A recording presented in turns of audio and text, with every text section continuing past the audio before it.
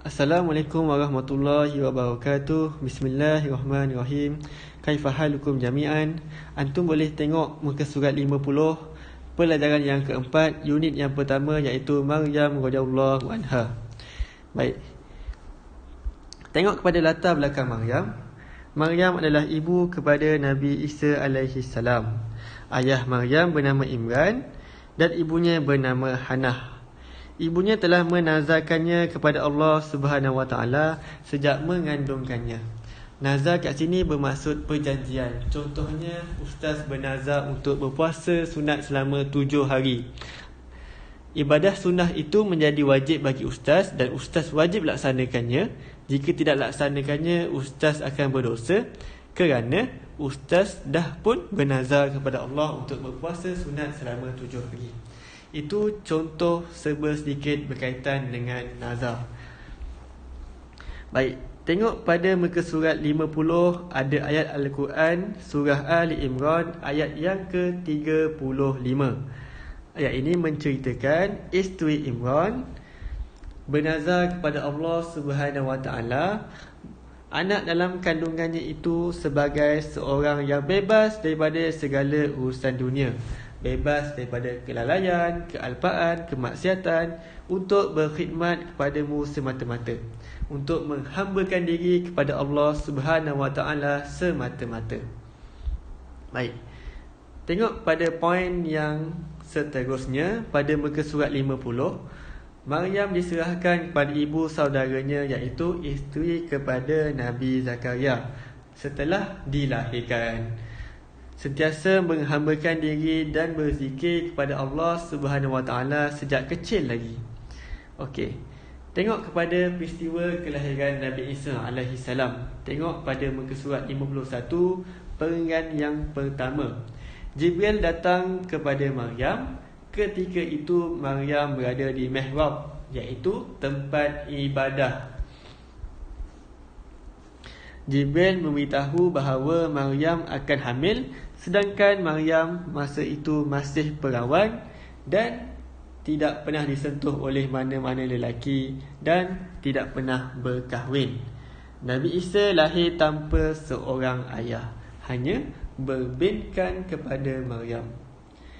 Itu atas kekuasaan dan kehendak Allah Subhanahu Wa Taala.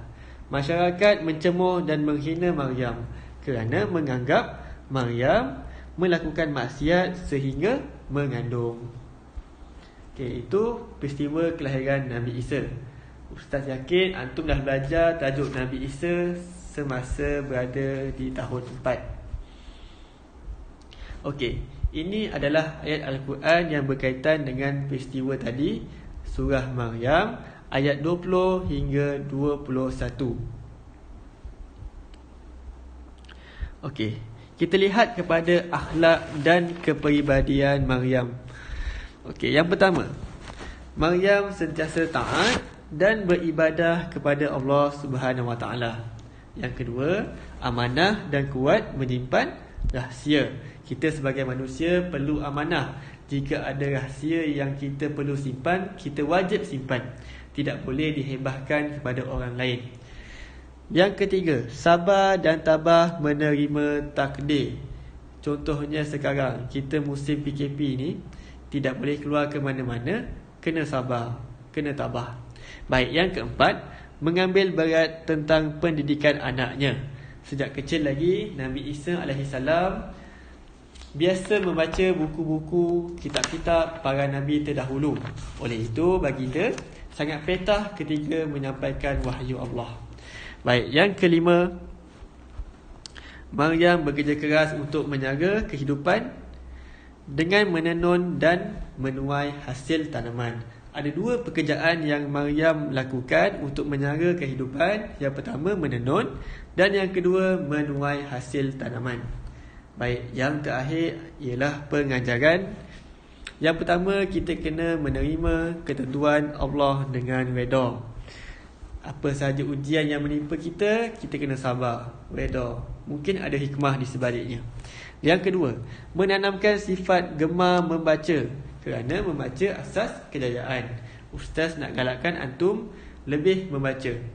Bukan sahaja buku pelajaran di sekolah, buku-buku ilmiah yang lain antum perlu baca untuk menambah pengetahuan antum.